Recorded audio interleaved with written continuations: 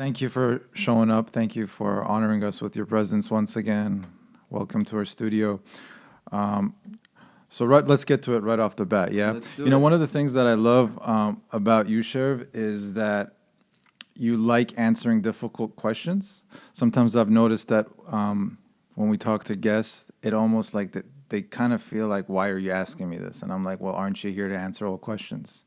So I appreciate you embracing that. Thank you for that. Thank you. Of course. Yeah, that's what it's all about, right? Yes, you don't perceive it as a got you. You perceive it as we got to answer everything. Yeah. Yeah, you can't put me on the spot about anything. And I think that's the most interesting time where the real truth comes out. Mm-hmm. Yeah. How you been? I've been really good. It's been a wild ride, as you know, and every day it feels like I'm getting more and more back into the groove of acceptance of what has occurred in my life, and emotionally, physically, spiritually, I'm more grounded than I've ever been. And I just this is the first time in my life that I truly believe that I have an angel on my back. And it keeps revealing more and more every day. I mean, some of these synchronicities and experiences have been so profound that it's everything's been confirmed down to the cellular core of myself. And so I have no doubt about anything right now that's supernatural or playing in the paranormal. So I'm doing great. Business is good. Family is good. And it's a real treat to be here today. I'm glad I made it up to Los Angeles. Yeah, finally. I've been waiting for this episode for a long time. Yeah. Well, we lost some of the second episode or most of it. Although whenever you post a little bit of it, I'm like, oh, But we'll repeat and repeat and repeat. Yeah. So thank you for being so understanding about the episode that was lost. The way you handled it was lovely, and it wasn't an easy thing to address and talk about. All right, where do we begin? It's always a fun with you. It's Tell us like, about new stuff. I'm excited. you want to talk about that right now? Symbiotika. Got the new formula you got in? Tell us a little about that. Yeah, so I brought in the brain formula. We've been working on this brain formula, me and the team, for the last, I don't know how long. And, just to add, it's, everyone's always asking me, when's the new products coming out? When are new products coming out? And it's this whole thing where, I have to be completely 100% comfortable that everything has been done to perfection, from sourcing to formulation to raw materials to the whole thing. And, sometimes I get asked all the time, like, you got to hurry, you got to do this. And some of our advisory is like, we should have 10 products out by now. But the whole thing is like, everybody else is bringing out products 24/7. They're slapping their labels on things that they don't even know what they are. They have some formulator overseas that's making it, and then they just put their label on it and charge a 10x on it, without really cultivating the spirit and the purpose behind it. And the integrity. Yeah, and integrity is the core of everything. If we don't have integrity, what the heck are we doing? I actually just did a live the other day with Ra Christina on it. The whole thing was based on integrity. That was an incredible interview we did together, just bouncing ideas and concepts back and forth. And so with the products, it's the same thing. I mean, we're talking about health. We're talking about what we're putting inside our body. There's probably nothing more important in my eyes than that, in terms of a business model, in terms of a business approach. And so it's been tedious. It's been traveling. It's been connecting with the source, and then putting it all together to perfection, and going back and forth, trial and error, experiments, reverse engineering, the scientific method. And in the process, we are right there knocking on the door. And so what I brought you today was a brain formula in a liposomal version, meaning it's bounded to a phospholipid, which aids in absorption. And we have a lot of adaptogenic herbs in there for the brain formula. We're not using any synthetics. I don't believe in synthetics, especially when it comes to the brain. The brain chemistry is very, very tricky and very delicate. It's an ecosystem that runs mainly on homeostasis, and one slight wrong direction or overcompensation in any direction can cause complete misalignment. And so we're using adaptogenic herbs in here. I won't give you the whole list, but it's lion's mane, bicopa, gotu kola, American ginseng. Some of the best stuff out there, bounded to a phospholipid. And it looks like we have one of the main brain guys in the industry. I actually just talked to him today. He was over at Wimbledon watching my brother Novak's match, Mr. Jim Quick. And Mr. Jim Quick is merging forces with myself. And I love what he does, and I love his brain strategy and his ideas in brain strategy. I'm not sure if you're familiar with Jim Quick. So he's going to be an asset and one of our main driving forces of getting the message of, mental health and stuff like that. So there's going to be some synergy between the brain formula and what he does and everything else that we do. Jim Quick's a legend in the field. He's like the consultant to the stars in terms of how to like remember lines, how to, speed read, do all that stuff. He's an Asian American guy, really talented from New York. And he's been on tour. He was on tour with David, starting 12, 13 years ago. And he's fantastic. So Congratulations on that. Thank you. Now, on the last episode, we talked about the one that didn't come out. We talked about DHA a little bit. Mm-hmm. Could you talk about that a little bit so people can get somewhat more familiar about the product? What's it about? What's it for? What does it help? Yes. So, most people know Cymbiotika is the core product.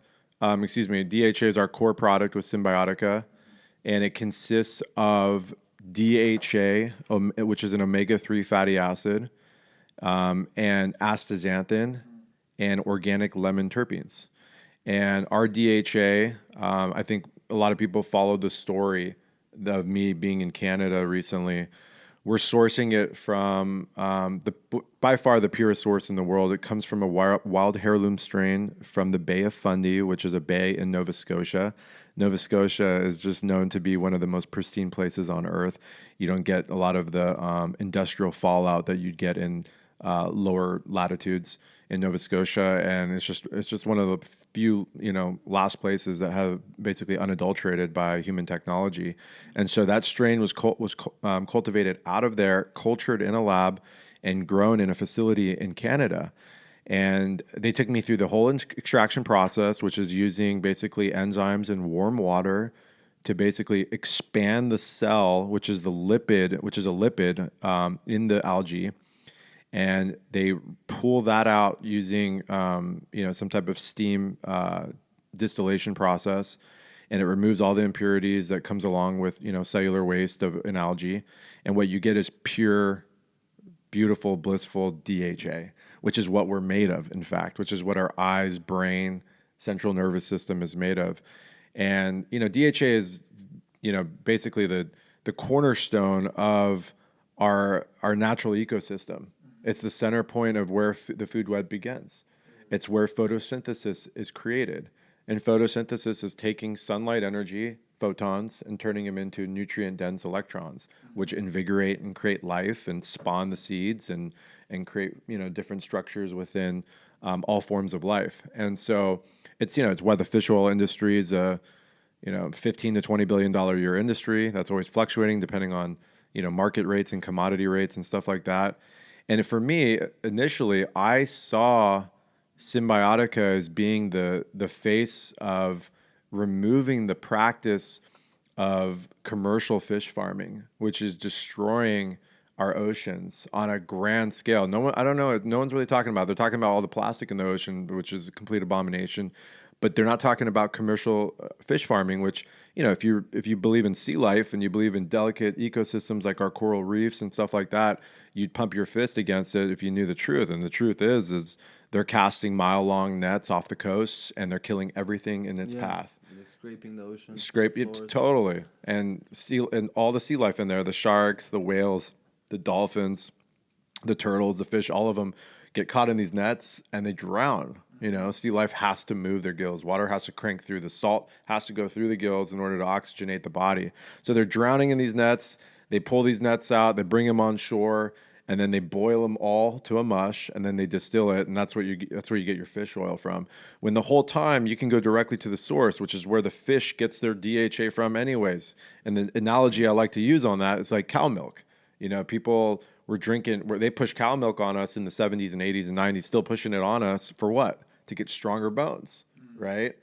But why are we getting, what's milk representing in terms of stronger bones? Calcium. Well, calcium is a trace organic mineral from the earth. cow does not make calcium, just like a fish does not make DHA. And it's the same concept. Instead of going to the third or fourth source, why don't we go directly to the primary source? Which is How did you find out about this? Like, how did you come about this formula? You know, I've been in health and wellness my whole life, but I didn't quite put all of that together. You know, I had my spiritual awakening back in 2014 where I fully broke through. And it was at that point that I knew that I had to go into a lifestyle that made total sense and resonated completely with my mindset. And then just being around nutrients and products and everything you can imagine, from, you know, every superfood under the sun to every detox product out there. DHA all of a sudden just rang a bell to me, because I realized that, and I realized through my studies, that thought, initial consciousness, the act of self, knowing thyself, starts in the mind, and the mind is governed by omega-3 fatty acids. DHA is the cornerstone of the transport carrier messaging that goes on in the brain through ionic potassium channels. And those brain channels are governed by neurotransmitters. And light is all reflecting within this whole channel. And DHA is at the center of it all. And I was just like, I was blown away. I kept getting more blown away. And, you know, just we're solar panels, you know, just to make it a little bit clear so people can understand what I'm saying. We're solar panels to light, to sound, to information, to frequency, to all of those things. And if our technology in our body, our hardware is not wired right, then we're going to be, you know, basically distorting all of those fields. And when you're distorting all of that energy, then you get confused. And when you're confused, you're reaching for things that are going to harm you. And you get back into that whole, like, you know, basically rigmarole where you're trying to chase something that the whole time that the chasing is what's causing the problem. And so why don't we get grounded? Why don't we start understanding exactly how our body relates directly to our ecosystem? Which is another thing about Cymbiotika. It's not about bringing all these freaking products out. You know, I don't need to have 10,000 products. Every single one does a certain thing. No. Less is more. You know, less is so much better. I'd rather fast for a month than take 100 different products. And if you start realizing the functionality and the direct symbiotic relationship we have with nature, the sun, the earth, the wind, fire, infrared technology, cold technology, all of those things, then you get a better understanding of how this system works. And so Cymbiotika is basically creating a platform where we're not only creating raw materials from scratch and putting them together with intention and love and beauty and empathy, but we're also putting ourselves in a position to be able to understand our environment more and understand our direct relationship to the environment, so we can stop getting out of the confusion and the miasms of, you know, what we've been taught at an early age or what we're seeing on television. And just this whole pharmaceutical revolution, you know, that whole thing is just, it's bad stuff. And I know everybody talks about it, and there's a lot of memes on social media about pharmaceutical companies, but if you really get into the nuts and bolts of what they're doing, it's really, really gnarly. Which is? Well, they're distorting truths. They're taking, you know, truths that are on the surface, and they're not showing the 99% of what's under it. So it's like that meme where you see the iceberg, and the iceberg, you just see the tip of it, but the whole iceberg is underneath the water, right? And so you're only seeing what's on the surface. It's the same thing with pharmaceutical drugs. They're masking symptoms that they're helping create instead of getting to the root cause and to the root solutions. And their whole methodology is to market this agenda of wellness and love and care. You can see it in all their brand marketing and everything that they're doing. And at the whole time, you know, they're governed by money. They're governed by having to turn a profit. You know, when did it become acceptable that drugs and medicines are basically pushed by money, and not only being pushed by money, but they're being pushed by a fiduciary obligation to make money every single quarter, meaning they're legally put in place because they have shareholders. So they're legally in place or positioned to have to turn a profit every single day, as long as that corporation is still intact and there's shareholders. That's crazy. That is insanity. There's a complete conflict of interest right there. And so we should, like, Do you think the shadow play is by design, or it's just the nature of capitalism at its heart? both. I think it's a combination. I think there is a design to it, and now it's like completely run away, like with a chicken with its head cut off, and it's just like it's uncontrollable at this point, because And what's your ideas about how this design came about? well, Without getting too no, deep for sure, into, yeah. It's not a conspiracy that if you control the narrative, you control society. that's why I'm asking this question. Yeah. So the more you can dominate and have influence and control people's way of thinking and control the money and control people's health, then you've basically it's like being a coach for both teams. So you know what play is coming up next, and you can control the outcome. You can actually pinpoint the exact score if you coach both sides. And what does it say about you if you want to have that much control to begin with, right? Like, who wants that much control? Egomaniacs, homicidal maniacs, psychopaths, whatever energy. I mean, if someone's got they've been. I mean, it's a lot of things that are attached to that control that that motivates them to Yeah, it's almost like you'd have to be bred into that. It's like, we're in interesting times. I used to be a hardcore truther where I was just spitting out nothing but some of the craziest thought-provoking concepts. I've laid back on that, just because I've done enough of that. Yeah. And I feel like that's somebody else's turn. It's like I wore that on my sleeve for 15 years.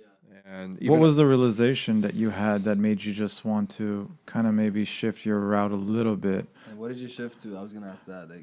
Because a lot of people that are listening to this may be on that path right now, right? And there's always smarter ways of educating yourself and educating the masses.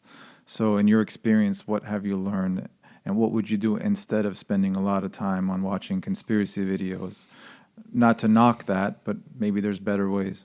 Yeah, I think you put it really well. We all have to go through our journey.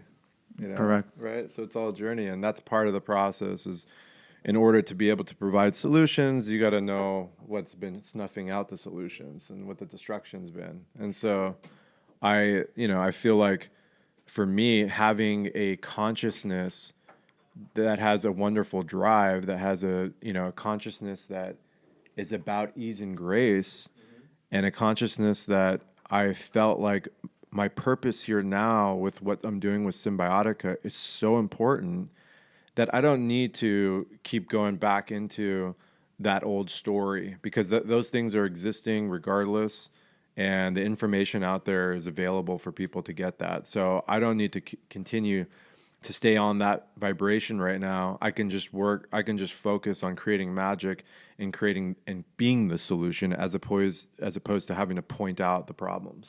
As you're doing it so wonderfully on Instagram, I mean, it appreciate seems that. like you're getting more and more vulnerable by month, right?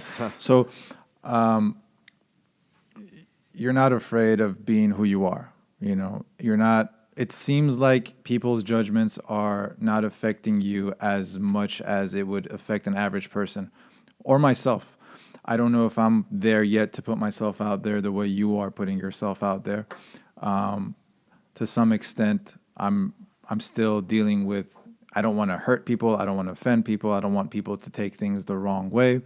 So as someone that seems like there's some shifts happening as you're doing it in front of us, what has your journey taught you? And I know these things just experientially happen inside, so it's hard to even quantify it or speak about it. But as best as you can, how would you say you've been dealing with that, and what's been helping and what hasn't been helping? It's easy to say, I don't give a fuck about what people think. Fuck them. That's easy. Yeah. But yeah, what's your thoughts? It would almost be more painful to not open up and share the truth. So just to take, the question and just, reciprocate it back into a converse experience. And I noticed that I'm having a very profound effect on people, and I don't do anything to really, I'm not I didn't create an Instagram account to have 10 million followers and to do anything like that. I mean, if I wanted to have, I've been doing this for a couple of years now. If I wanted to have this amazing growth, I would have hired a company to do that, and I would have created there's technology for that. So for me, it was just about being so honest and so upfront and so truthful and showing that, this lifestyle is real. And this lifestyle is not always as it seems to be, because Instagram is just 1% of my life. There's another 99% that's going on. And if I can take some of the key aspects that are dynamic in both love, beauty, pain, fear, frustration, all of that stuff, and show, examples of that, I feel like I'm being completely honest. And how are you dealing with people projecting their fears and their unresolved issues and all their stuff on you? Because I'm sure that happens. Yeah, it does happen, but how do you deal with that? Well, in reality, in the last, I'd say 6 months, it's the pendulum has swung back to none of that almost showing up at all. Beautiful. Yeah, it's incredible. I mean, And why do you think that is? I think, vulnerability and truth, and finally, it might take some people. Like, I get a lot of people messaging me. Consistency too, I think. Yeah, I get people that message me that are apologizing to me. I don't even know who they are, and they're like, "Wow, when I first came across, I was first blown away, but then you seemed, like you knew everything, and then there was this energy, and then all that stuff. But now that I've like actually taken the time to tune into who you are, and it's like I see you, brother." And like, I feel you. And this has been such a lesson for myself. This has been such a lesson for myself all the time, 20, 30 times a day. And the messages I'm receiving are so incredibly beautiful. Over time, when people keep seeing you the same thing, like Yaya said, consistency. Yeah. Like, okay, this guy's really about it. This is, Yeah. It's not a gimmick. It's not an image. Yeah, totally. This is it. This is the real deal. Yeah. And that's them starting to take on their ownership of their own discernment and their own faculties, and not being governed by an energy outside of them that is causing judgment to occur. So let's talk about that. Let's talk about the difference between discernment and judgment, because that's, I think, important to know. And I think as we're shifting into a new paradigm, it's important to separate between what's discernment and what's judgment. Yeah. This is the crux of it all, is not being led astray by distortion, by confusion, by fear, by pain, by old story, but to instead being able to take your power back and your sovereignty back.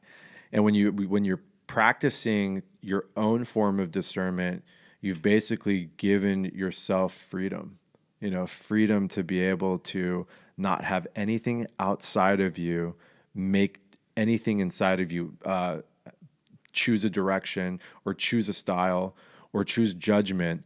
And I think that right there, this center point is the fundamental flaw of what we're having, what we're dealing with society. And that goes across every age group, every culture, and all the divides that we're having. It's basically the lack of gnosis of self. And then when you have lack of gnosis of self, then you're no way going to know anything outside of you, because you already don't even know yourself.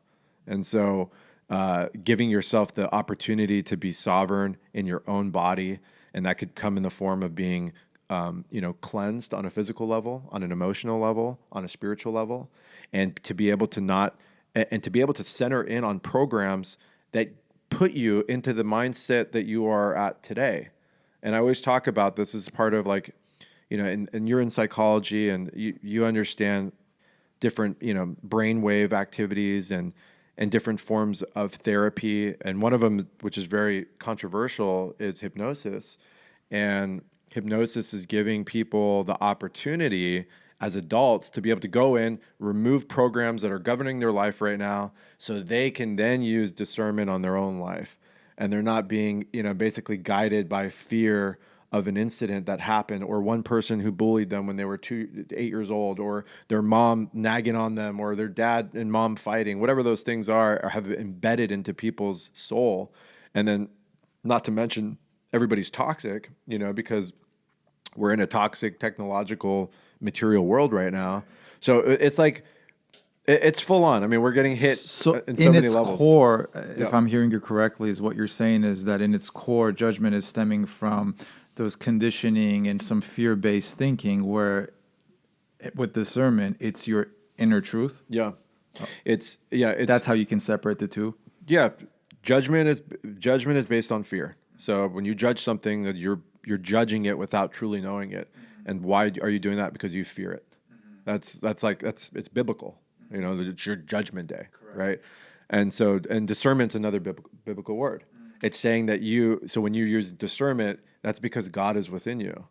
These are all biblical terms, by the way. This is like Abrahamic, Yeah. terms. Even if you Google discernment, mostly what's going to come up is biblical It's stuff. biblical stuff, right? Yeah. Right. So if you root it to that, it's the beauty. But that's yeah. Well, take the religion out of it, but take the God component and put it Correct. directly into it. Yeah. Right. And so the God component is, if you're using discernment, you're using what God has given you, versus what you've learned from maybe man or other things. Yeah.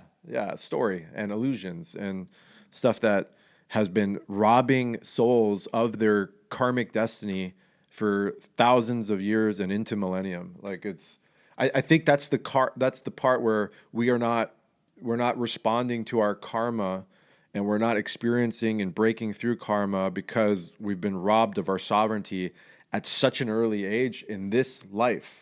And that comes in the form of the way our parents came together, and the cosmic alchemy of making love, and the porn industry, and the way we're birthing, and then you go into the different stuff that's happening in the hospitals, and then the school system, and then what's in the air and the water, and then the fear, and then fighting, and then this whole domination of someone has to be first place, and someone has to be better looking, and someone has to have more money, and it's not so much that I should succeed, but you must fail too. Yeah, that's What a the big one. what the fuck? Like that's so gnarly. And to put that on a child Right. who's completely in a imagination brainwave state from the third trimester to 7 years old, that don't even know anything except to copy and repeat whatever's around them. Pretty much.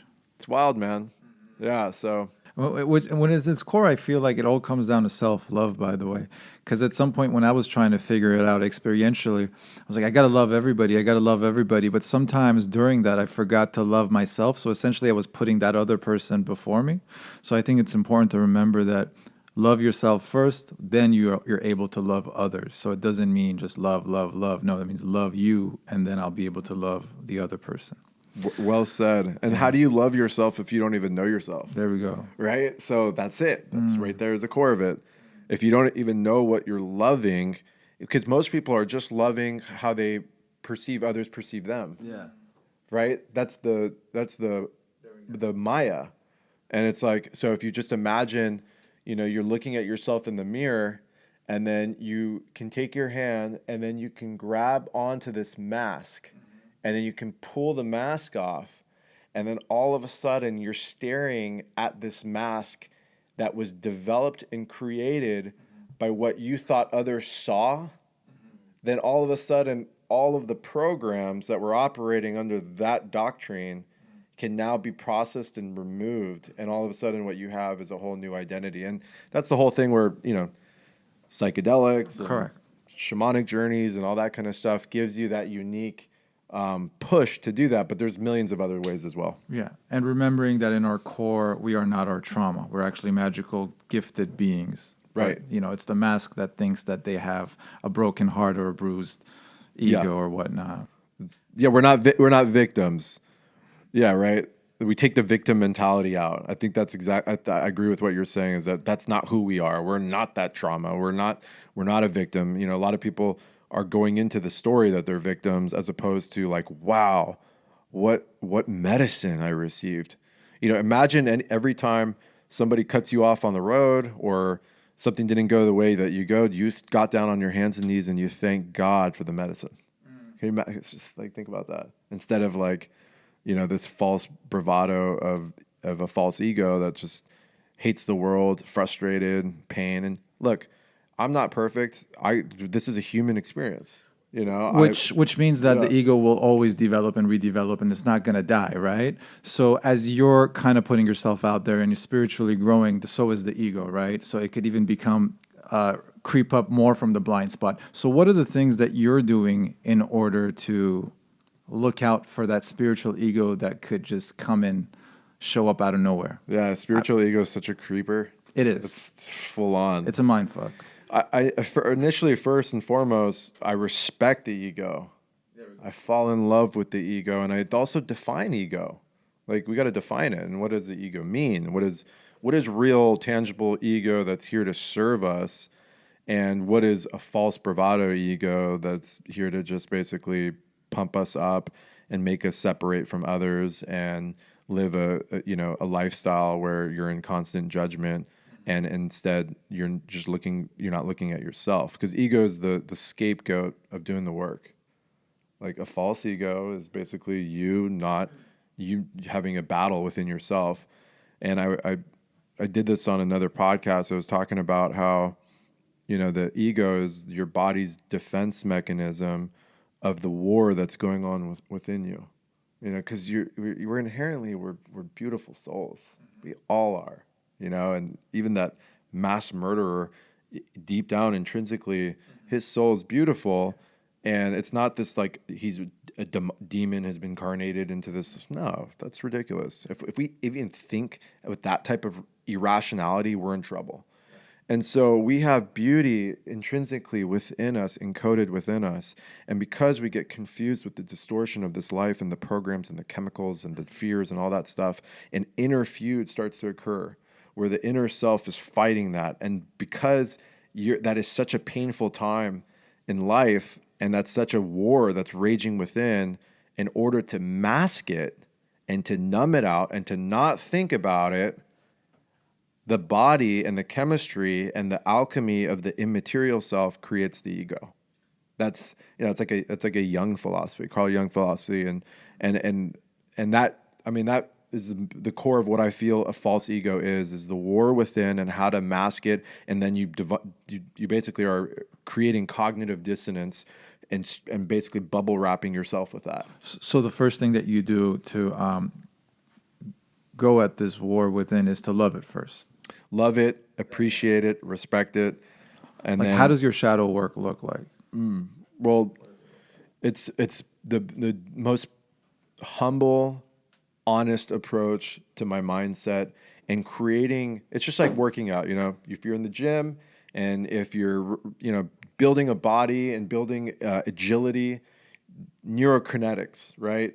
To become the best basketball player in the world, to become the best athlete, you have to practice, you have to become ambidextrous, you have to have left brain, right brain, body reaction, speed, all that kind of stuff. So it becomes like a pattern. So it's the same thing with, your consciousness.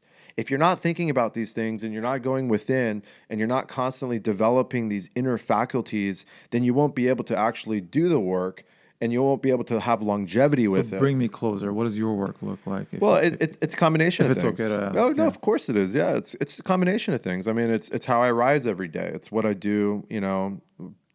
It's just my constant thinking of self. It's reflection work. It's staring at the mirror, for hours on end, looking into my eyes, because the eyes cannot lie. Yeah. And once after like half an hour of staring at yourself in the mirror, shit starts to become real. And it's being not confused with parasites and chemicals and all those things. It's doing the medicine, doing the work. It's spending time with yourself. I have a massive, beautiful tribe. I have amazing, partnerships and beautiful people in my life. But I know when I have to tell everyone it's time to hit the road. I need alone time, and so some people they can't be alone. They have to be doing something. They have to be always talking to someone. They have to be connected, whatever. And for me, it's taking serious time and just being alone in my thoughts and writing and thinking and envisioning and looking at past relationships and playing the dynamics of a neutral party and viewing how the dynamic of that relationship has happened and not judging myself, but using discernment with myself on my behavior and my philosophy and all those things. I think the alone time is the most important thing. That's how it is for me. Yeah. I need it. Like if it's in a few days I'm hanging out with people I love, it's just like I need to be alone. Yeah. And the farther away I'm from, if it's in nature, even better. You know. Yeah. I need it. And that's your soul. That's just that's like my writing time. yeah. When I write, that's what I'm doing. You know, I'm just like self-reflecting and like going to kind of organizing the thoughts in my head and see where I'm at in life with everything. Yeah. We come in this world alone, right? And we come out of this world alone, no matter who's by your side. Or writing about that yesterday. Were you? Yeah. And that's part of the Tao, and that's part of the the Buddhist transitionary state. That's the Bardo. So we have to incorporate those things into the waking life, into the material life, and those get you to the fundamental truths, And so, and there's so many micro philosophies and different steps that you can do to speed up this process and to make this process so much more efficient. So take me there. Being able to envision, what your purpose is. Okay, so what is your purpose? And that could be evolving all the time. But once you lock into the kind of the fundamental purpose of why you incarnated here, that will get you into a position to be able to get to where our goals here, way much sooner than anything else, and not the purpose of I need to get into the beautiful home and have the beautiful trophy wife and have the cars and all that kind of stuff, but more of like what am I bringing to this world? Yeah.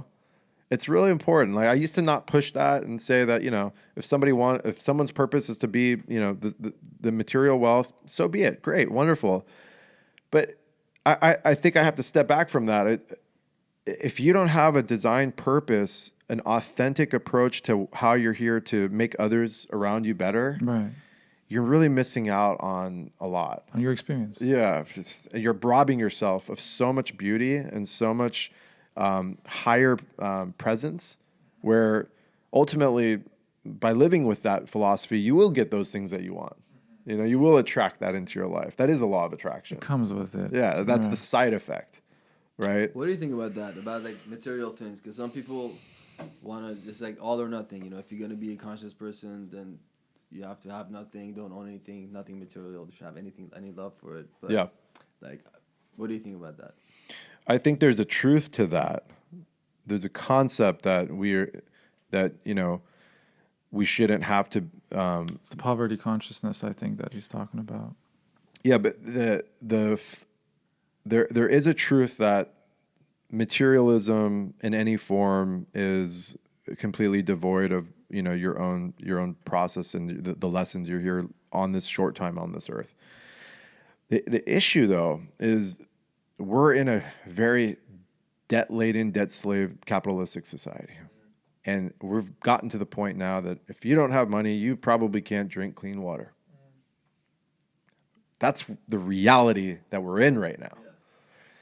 So we've certainly dropped the ball. Yeah. Like clean water is now costs more than gas per gallon. You know what I mean? That's like what we've come to. And so for me, abundance, to be able to experience all that this 21st century has to offer while being able to protect my family, have the space to be able to create and to have a lifestyle like how I have, to build Cymbiotika, to fly around the world and meet the most amazing people that have so many amazing codes for me to receive, and to be a student around some of the most fantastic philosophies, and to be able to just experience what this life has takes abundance. Yeah, you can't do those things with like survival mode. You can't have that space. Yeah, and if you want to go live off grid and go for it, dude, fuck yeah, go do it. And just but you don't need to judge others. What you can do is you can create solutions, and we can judge the system to a certain extent, that, the system is designed to get you enslaved, to get you in debt, where you're not worrying about eating biodynamic fruits and vegetables. You're worried about just paying the rent, right? And so we're in a dichotomy, and we're caught up in that Ahrimanic materialistic world right now that Rudolf Steiner said, about 100 years ago. He said from 2015 to 2040. This is interesting. He said that 100 years ago, from 2015 to 2040 will be the time that man decides either we're going this direction or that direction. He said that this will be the stronghold of Ahrimanic energy, which is the materialism in the form of science, in the forms of structure, and forms of government, that will be basically being choked out by it at the highest order. And if we can figure ourselves out of that energy, then we have a shot of righting the ship and basically turning heaven on earth here, where heaven's not some like mystical place that we're ascending to. Heaven's actually right here.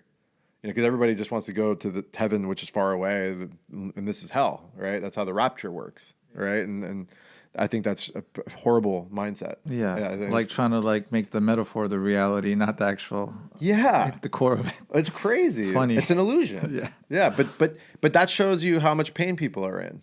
If you're into that, if you feel that way, then you're so and you will never be part of a solution here. Mm-hmm. And so then it's just what are we doing here? What goes with the paradigm of the truth hurts? If the truth hurts, then we will make our metaphor to be more real than the actual truth.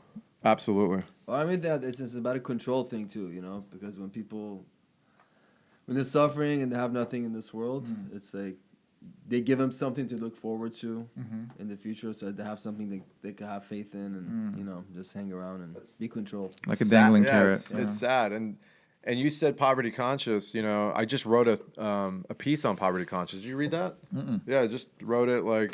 You want to pull that up real quick? Let me take a look at that.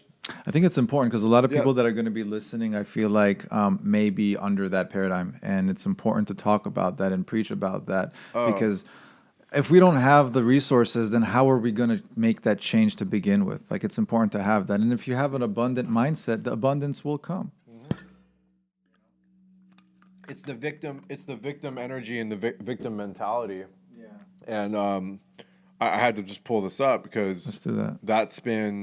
That's been huge for me, is really understanding this whole poverty conscious thing, because I get a lot of people that ask me about this all the time, and I feel like people are and probably judgments too, huh? Judgments for sure, and they're caught up in their own spell, and that spell is basically limiting their life, and it's limiting how far they can achieve, and here it is. Okay, so. Poverty conscious will block you from realizing your fullest potential. Belief that you do not have what you need to survive or what you want to reach your goals is poverty conscious, or a state of lack. Many of us are in a state of lack and don't even know it. The law of attraction may be working against you if you're focusing on what you do not have and ignoring what you do have. When you focus your thoughts and energy on, I don't have this, or I wish I had this, you are actively participating in your own state of lack and keeping yourself in poverty. In order to move forward and accomplish your goals, you may need to reprogram your brain, your thought patterns, to recognizing an abundant state and attracting more abundance. I get this question asked every single day. How do I succeed in life, Chervin? How do I find my path? First and foremost, have gratitude for who you are and what you are. You are the most important person in your world, and have devout gnosis for that very fact. Also, acknowledge your apparent weaknesses. Live in the present. Stay away from the illusions, basically. Write your dreams into reality daily. Help others. Change your routine. Get healthy. Clean body, clean mind. Leave toxic relationships that are driving you down. You know exactly who they are. Respect your family. Focus on your meditation. Don't chase money. Chase the dream. Money is the side effect. Obtain knowledge that matters. Stop hating on others. That's the worst thing ever. I personally have come across a lot of haters in my life. I understand why, though. And for every one hater that I have 50 more supporters. Trust the process. Master something new every week. Read the right books, spend time in nature, monitor your progress. Abundance codes only work with real tangible discipline. Trillions of blessings. That was amazing. All right. I thought I would just read that off No, because that was I perfect. put my heart into that one. So And then in simple Oh, words, you don't have that Yeah. memorized? now I do. don't Okay. focus on what you don't have, you Yeah. know, and focus on more so on what you want. A lot of focus is on, I need this, I don't have that, and that's why you get that outcome. And to tie it into what we were talking about life purpose, I feel like it's important to focus on what makes your heart beat faster, what makes you fall in love, what makes you bring joy to your heart. What is it that makes you feel light? The more you focus on that, the closer you get to your purpose, the closer you get to your goal, and that's, I think, a much easier route to happiness rather than, well, you know, that job is not right, this isn't good, this is that's not going to get us on the path of self-realization. I feel like we all have a gift. We all do. I think everyone does. And the closer we tap into that, which is usually through the path of joy, the closer we're going to get to getting those things that we want. Thank you for Well reading said. that. Well said. All right. So where are we at with this? If you have any specific questions? I was just gonna see how you're doing. Ask about the past few months and the changes and everything. If you want to talk about that, because we kind of touched on that subject a little bit. Your dad was still around last time we did the interview, and then he passed, and I've seen him multiple times since then, and we were at a ceremony. How are you dealing with that right now? How are you doing, and what do you think? How has that changed you? It's been a roller coaster ride of emotions, and it's still not real to me, because I've never lost anyone that close. So I and he's the closest person in my life. So so he was so I've never experienced it before, and then this was like the culmination of the full experience. And I don't know, man. I feel like I'm doing amazing considering the experience. It seems that way. Yeah, thank you. And because I know that's what he wanted. Yeah. Right? And so I keep telling myself over and over and over, how would my father want me to be right now? And how would he, what would he want? I mean, anytime I was, down about anything, he was the first person there and just changing the whole experience, whether it was like something extremely devastating or something so insignificant. I learned that from him was that my anchor my whole life. And it's really surreal. I see him, I picture him all the time, just in my house, and I can hear his voice and him just staring at me and looking at me, and to think that his physical body is completely gone is a total trip. Yeah. Your relationship was amazing. Just out of this world, the bond, the connection you guys had is I've never seen anything like it, man. Thank you, man. And I think that's why I wanted to make my relationship with him public. I've been doing so for at least since 2013, 2014, and through all of it, through the ups and downs. And he knew, and I knew that we were creating a real wave of awareness for so many people that weren't close to loved ones. It didn't have to be their father; it could be anybody, and the fact that we were able to portray our truth and show it and be so vulnerable with it, and it to have an influence on so many people to bond again with family and even friends, whoever. It's not a blood thing. It just happened to be my dad. It gives me such, reverence for him and reverence for the journey. And if I hadn't done the work leading up into this experience, I gotta say though, I don't know where I'd be right now, because I never understood suicide. I just couldn't understand how someone would want to take their life. Yeah. But I get it.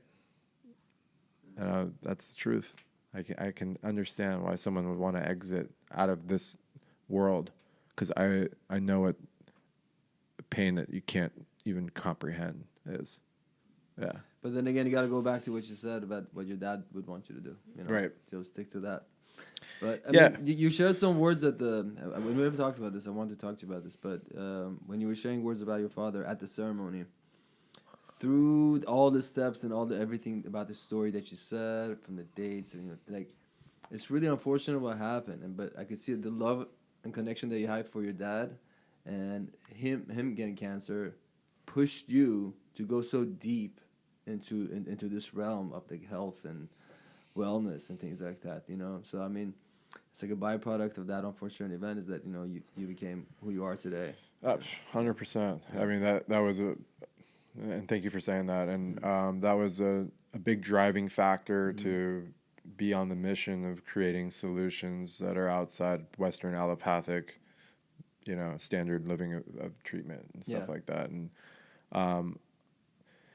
that's what really bothers me is I'm still battling the experience and like, what did I not do? And sometimes I get into the surrender of it and the karma of it. And, Steiner talks about disease and manifestations of karma, and most disease is just karma replaying itself. And that's just the whole thing. And then my scientific mind's like, I'm the master of this world. I can control and do everything, and we can find an outcome for it. And there was a point where my treatments was kicking his cancer's ass. And the top oncologist at UCSD is like, just keep doing what you're doing. Like, I don't even want to touch your father. This is incredible. He was asymptomatic. His nodules were shrinking. And, and just something like that, it just pops up somewhere else that they had never checked. Yeah.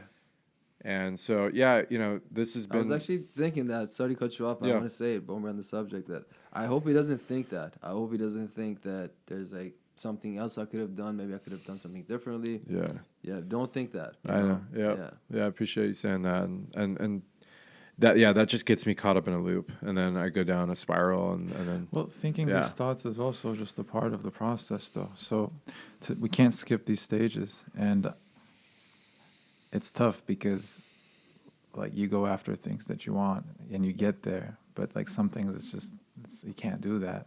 So I don't know if, like, how long it's going to take, but how are you sitting with it? How are you giving it time? How are you not jumping into the next project? Are you allowing yourself to feel the pain? You were talking about, suicidality. I don't want to brush off that subject. I mean, that's a real thing. Yeah. That's a big thing. And if you had a glimpse of that understanding, like, can you talk about that? Mm-hmm. Yeah. All of a sudden, the life that was so scared of not being me that all of a sudden that energy left me, and going into the next world where I know I'm going to where my father has gone now all of a sudden seems very doable. Right? It's like something that, and no matter what this, I've died at least 100 times through medicine work and all that stuff, and practice samadhi and let go of the ego of the body and all that stuff. But this is a little bit different. This was more, I get waves of what the hell am I doing here if my dad's not here? Because that's all I knew. My whole life was geared and revolved, for better for worse, around that man, and not by his expectations. He didn't want any of that. That's the sage that my father is. It was just the gnosis that I had the most, in my perspective, the most beautiful soul guardian, and everything that ultimately, all the accolades and awareness and knowledge and information and everything was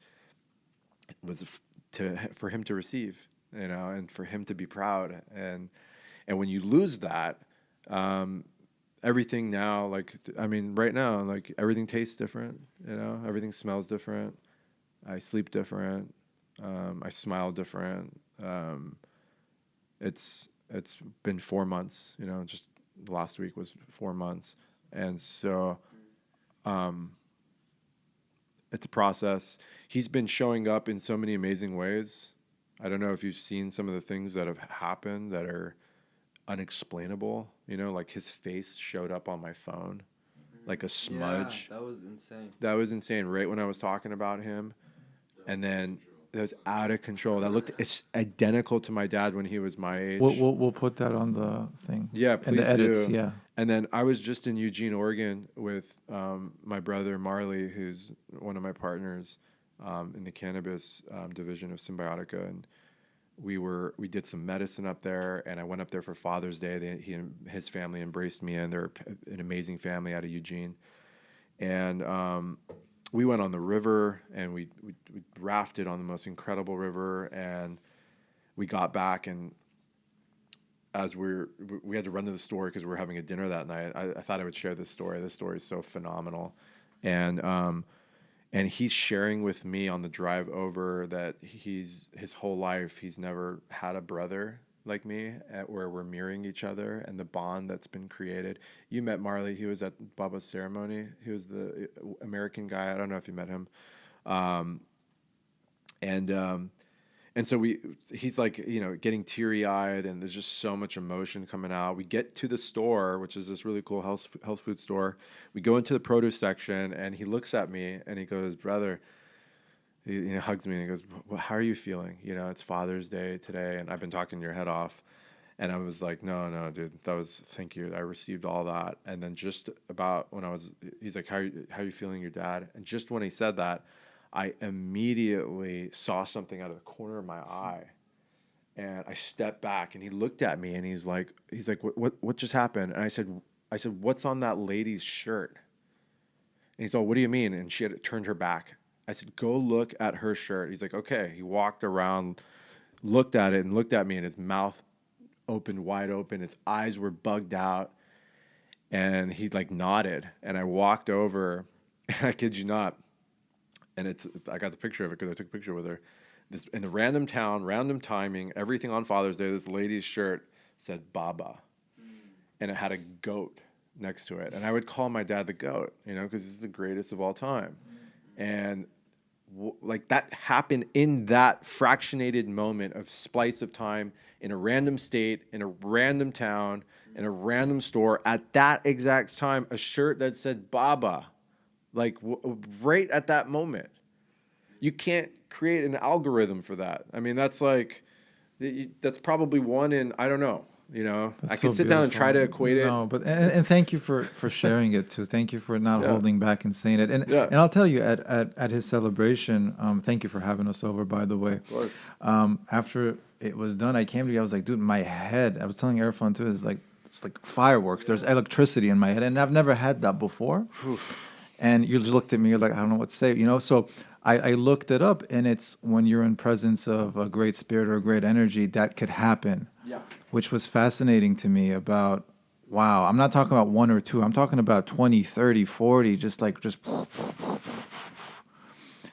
Were you getting that as you were During the ceremony, during the when ceremony, people were talking with you, your sister, and your mom were speaking, it was fascinating to me. And I've never had that before. And it wasn't just one or two where you're going to be like, okay, it could happen. No, it was consistently happening. So I knew this wasn't normal. It wasn't normal. I don't even remember giving that speech, by the way. I don't remember being up there. I have no idea what I was even talking about.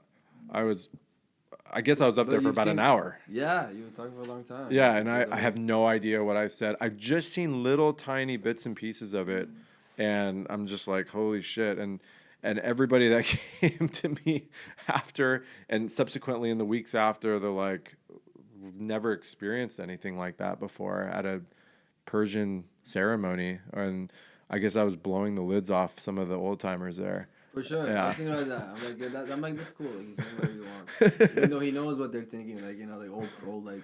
But they received it. Yeah. Yeah, I think that, and I honestly have no idea what I was talking about. I just was channeling, and I was under some medicine. So, You have any plans for that video?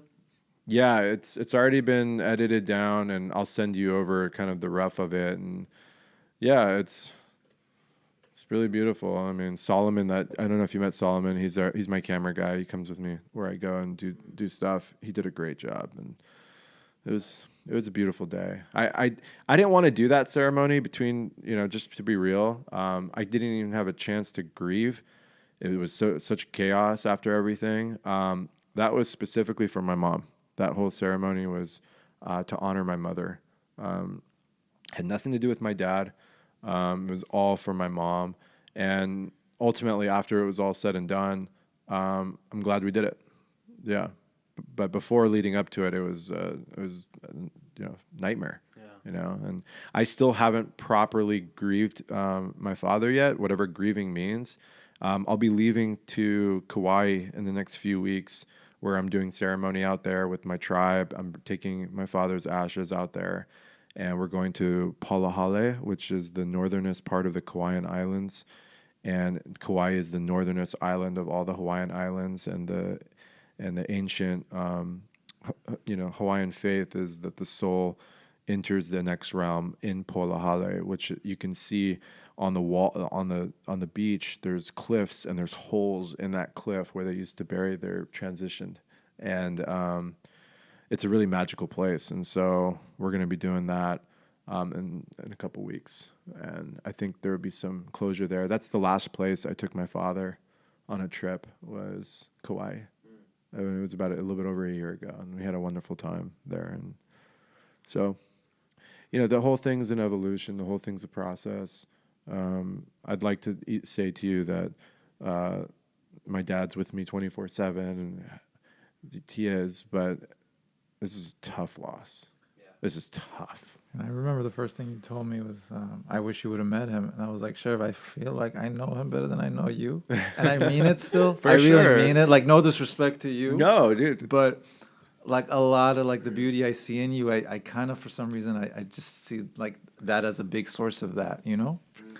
He was the sage that didn't have to say much. So that's probably why you feel that way. Yeah. Because you could just see it in him, and you can feel what he is, which is, I mean, he was 10 million times more heart-centered than I am, and because that's just who his soul was. I mean, and when I say heart-centered, I mean that he just had a way about him that nothing fazed him. Yeah. And not because he was disingenuine or disinterested. He just had that beautiful disposition on everything. And I had no idea the amount of impact he was having on people. I don't mean just the people that I was sharing him to, but I'm talking about his world. And after, while he was going through all that stuff, all that started to come out, and I was blown away at the impact he had on so many people's lives through his career and through his, enterprises and stuff like that. And it's beautiful. I'm really glad I got to meet him. Just that one night. Yeah, he loved you. He loved you. Dude, he loved you. He had a great time with you. It was cool. He was in a good mood, and he was calm. He was in peace, and that's how it is. You don't know when the last time you're gonna see somebody is ever. That's crazy. That's another thing. It's like any second, anything can happen, right? Yeah. Like any second. Not that we're projecting that, but nothing is certain. So. Yeah. What's been the role of having a community when it comes to dealing with the things that you've been dealing, especially this in particular? Like, how do you see the importance of that versus just lone wolf in it? I think they both have their separate importance, right? And so having tribe that can be in the experience with you and can reflect that they get what you're going through creates a sense of balance and togetherness and comfort, as opposed to, I'd rather be alone through something than around people that are just completely devoid of that empathy and not being able to relate what your experience is. And so I think it's a combination. I mean, I have really beautiful people that, are part of this experience with me, and the amount of love and connection and just balance that I've received has been monumental, to say the least. And and again, we're still just kind of carving our way through the process. It certainly brought me closer to my sister, this whole thing, and me taking my father in for the last couple of years and dedicating my life to him. Just totally resetted my relationship between me and my sister. What a lovely soul she is, by the way. Oh, thank you so much. You spent time with her? Did you talk to little her? bit. And Cool. the kids were the best at the ceremony. Rohan and Arya. They're so funny. Like, they were just doing their own thing, especially Rohan is just in his own world, you know. He's at Yep. that age that doesn't know what's going on, and he was just bringing so much, like, I don't know, good energy to everybody. Absolutely. Yeah. That's something that really hit me is after all this is like, I really need to spend time with my family. I haven't really been around my family except for my father my whole life. I haven't been really that close with my mom. And my sister, same thing. She lives her life up in the Bay Area, and so my sister now fully sees me. Then that's a miracle, and that's like the best news ever. And my dad knew that, and my dad told me like towards the end, he like told me with tears in his eyes. He said that this was all worth it to bring you two together. Like he said that, and it's full on.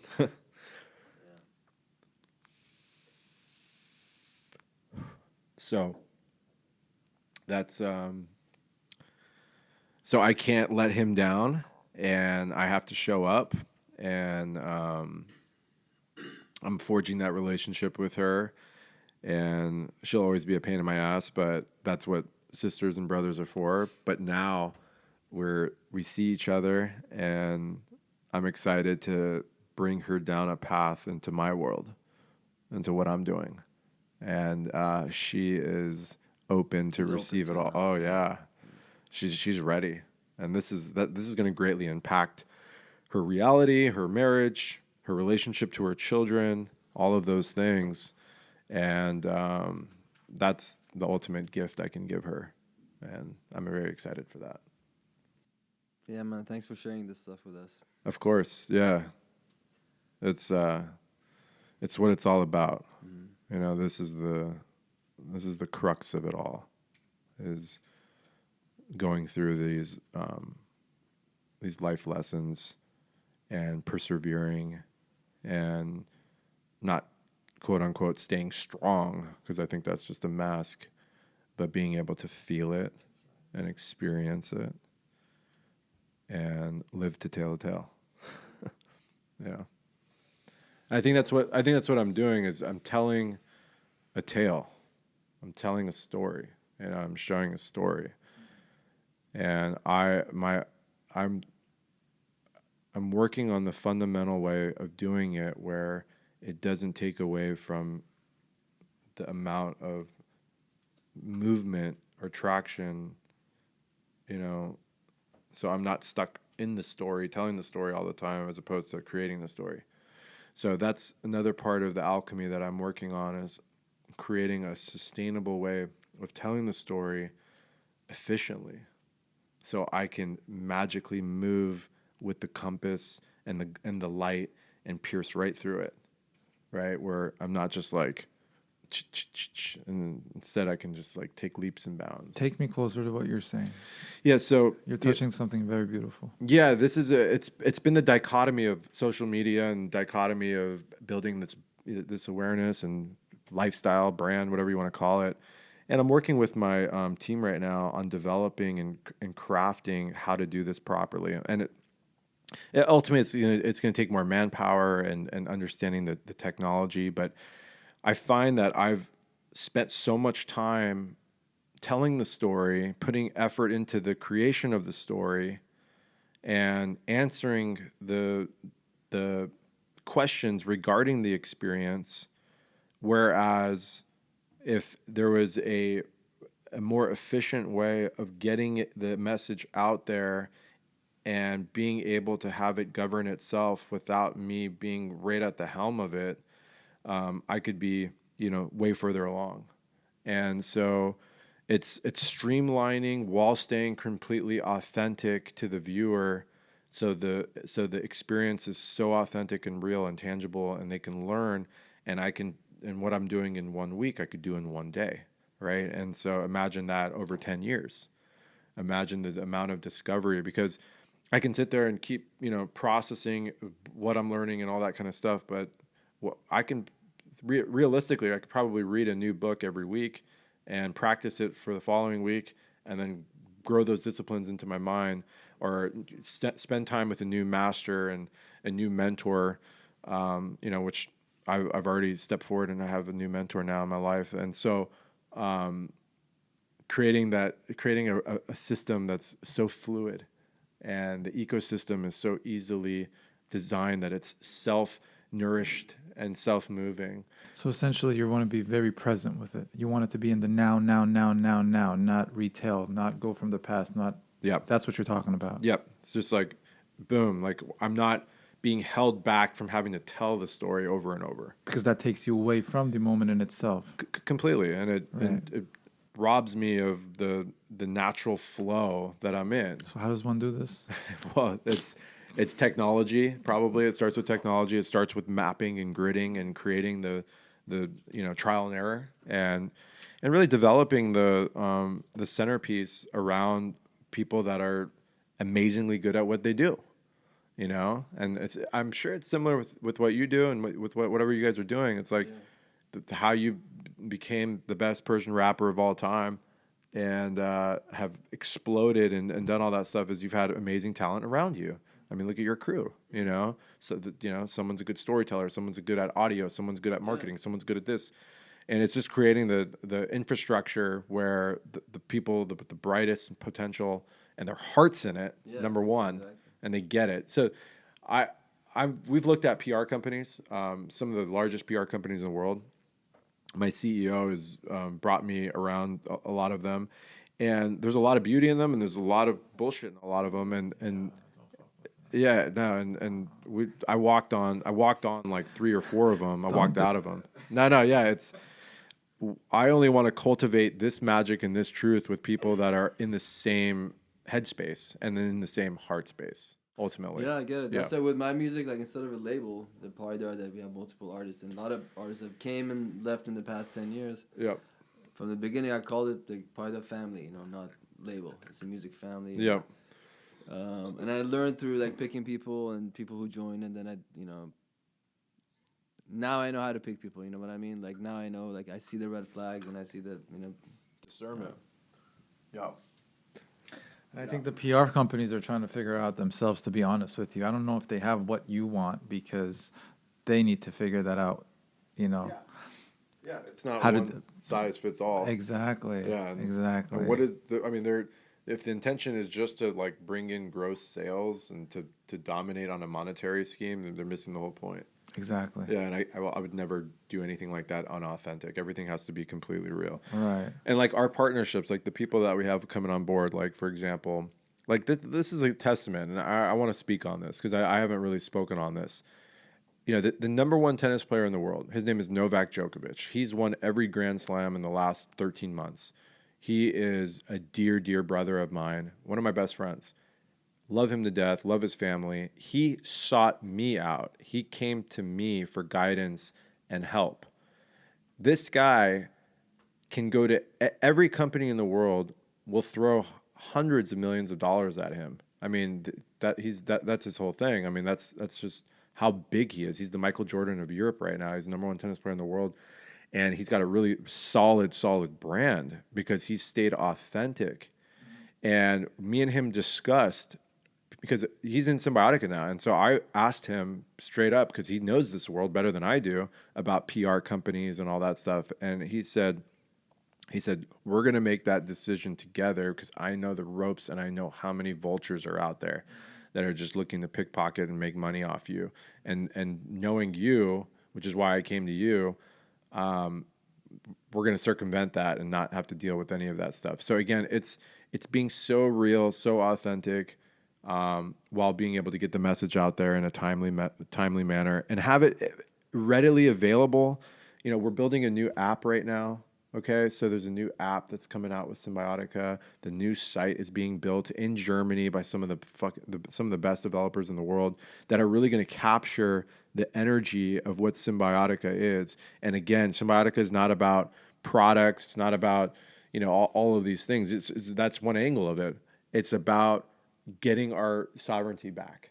It's about being part of a mission, and for better, for worse, the more people that are involved in the mission, the better outcome, the better chance we have at a better tomorrow. I love that. Yeah. Thank you. Eric, how much time do we have? Time is up unless No, let's have something really? important. Yeah. Oh my Like God. 15 minutes max. 20 minutes max. We always do that. We always do. Yeah. Well, that's good. So we can keep having you back Yeah. once a quarter. Well, I look at it's, you. it's our corporation's quarterly plan. Okay, quarterly plan, shareholders. I really look at what's happening here as a partnership that's beyond like a brick and mortar partnership. It's like a brotherhood bond. And it'd be an honor to help to create stuff with you guys. And I brought that to your attention regarding Dr. Holiki. What's his name? Holiki. Yeah. So Dash Radio, which my CEO is one of the owners of it, wants to create a Farsi radio station, and I have been researching disease in the Iranian community for the last 5-6 years. It was a big interest of mine. How come so many Iranians have type 1 diabetes? How come they're having so many cancers, so many heart disease? I'm probably sure you're aware of this. Like the American Iranian is not healthy, you know, and I'm generally speaking, you know, I think we can really create something in the community together just on that tip alone, where we can bring health and wellness and things that are outside the box that the normal, typical Iranian family isn't looking at. And because they're just not aware of, you know. Let's kubide, let's kale pacha. Yeah, let's kale pacha. Exactly. That's probably the healthiest part of the cow to eat. Yeah. Actually, the brain. Kale pacha is cow head. It's like the head and the tongue, the feet. Yeah, not the feet, but yeah. So we really out of time? Yes, sir. Unfortunately, we are. Did you want to add anything, Cherv, to this one? No, I think we did a great job, guys, and you asked wonderful questions, and I learned a lot from your guys' experience. And you know, this life is meant to have ups and downs. It's just a matter of like how we stand in those experiences, and we're always how we come out of it, and the story we tell.